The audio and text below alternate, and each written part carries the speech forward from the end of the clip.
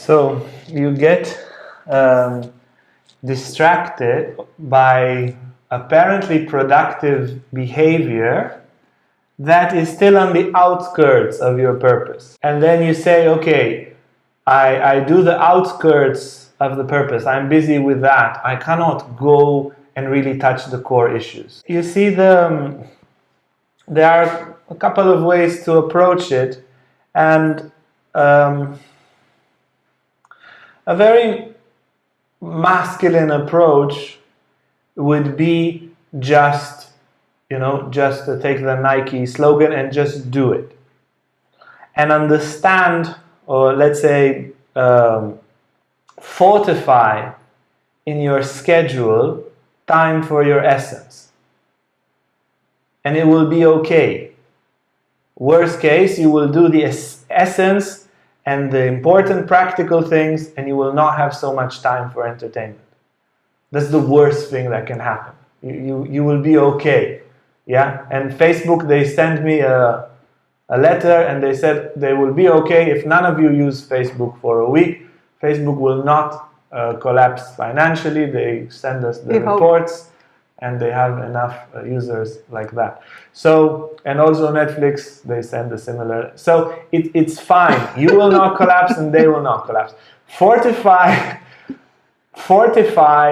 that which is essential. You see, some things are very obvious, and just keep it obvious. For crying out loud, if this was the last month, would you worry about practicalities? Do what is essential. You know what is essential? Fortify it in your schedule in a harmonious way. You don't have to start with 9 hours from tomorrow, but have half an hour or 2 hours to do what you consider is the most essential for your essence. And if you have resistance, tell yourself, but what if I die? What if I die on the 1st of December? What's with the rest? And one day you will die, and as so am I. Everybody will be busy making phone calls to their loved ones. So have that very, very firm inside. Just do it without any compromise. I find it important again to bring the notion of consciousness. So both of us are giving a masculine approach somehow. One of them is the fiery approach of action. You can always act in an integrated way, even if your mind has other opinions about it, like we said before in the anxiety bit. And then also, that will be much easier for you to do if you bring in consciousness and you observe. Sometimes it is enough to just learn to acknowledge what you're doing right now. Because again, the ego's tendencies and the mind's tendencies and all distractive tendencies that you have going on, they can only live in a half-conscious state. When you're half asleep, then the ego takes over because that's what it does. It's the autopilot, basically, that is taking over for you because you are not home. When you are home, the ego doesn't take over that easily. It might resist you a little bit in the beginning, but then if you're like, look, this is what's going to happen, the ego's like, okay, it doesn't have power over you, actual power.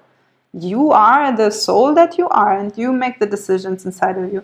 So it helps to acknowledge and to just say, all right now we are sitting here and we are distracting ourselves with something meaningful, not necessarily integrated in this moment. This is not the most balanced, most essential thing that we are meant to do in this moment. And we know, we acknowledge, and this is what we're doing right now. Okay, fine.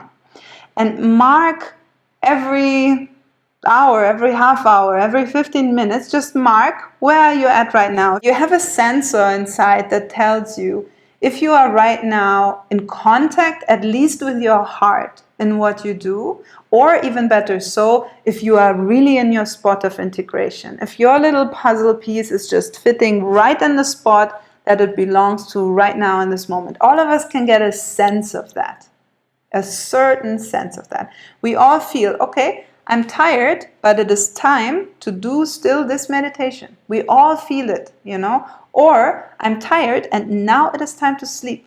And not another half hour of so-and-so. No, now lights off, sleep. We all get a hunch, a feeling inside of us where we're at, so to say. So if you can learn throughout the day to check, how far off am I? Because you're not 10 kilometers off. Usually we are a few millimeters off what we are supposed to be doing, or maybe a meter or two. But that's about it. So learn to watch. Okay, that's fine. At least I'm not doing I don't know what thing that I would really feel horrible if I died tonight and then I was, doing this completely meaningless thing. That would be very disappointing and sad for my soul if it was so. I'm doing something that on a scale from 1 to 10 in terms of purpose is a 5 or a 6. Great. What would be the thing that would actually be integrated? I would also ask myself that. Oh yeah, it would be that. Can I do it? Can I just do it, like Uriah said? Then let's do that. Am I just struggling with that inside, and I would need to sort of violate myself in a way that I know will lead to other compensations later? Then let me just acknowledge for now. All right, this is what we are meant to be doing. This is where I'm at. Okay, noted. 15 minutes later, now I'm here. Here am I supposed to be? Noted. Next 15 minutes, boop, they are fitting. Okay, great. On purpose. We're having a 10. Great. Few minutes later, okay. And mark in this way, noting also how it feels when you are clicking in, where you're meant to sit in that moment. And once you're clicking in, your soul will get thirsty for that. When you click into the point where your inspiration is on a 10, your aspiration is on a 10, your purpose is on a 10, everything just fits perfectly. And it's difficult to be in that moment, but it feels just so good to the soul. In time, the soul gets thirsty for that, and it will be like, give me another one of those. Please check in again, match again. And that can be a good way to sort of form a path into that direction. And yeah, if it's just a little distance between you and that thing and you can just do it. Don't hesitate. Hey guys, if you like this video, make sure to like and subscribe to our YouTube channel for more content on spirituality, Tantra and more. And if you want to sign up for our online classes or for our retreats, you can see our website on the description below.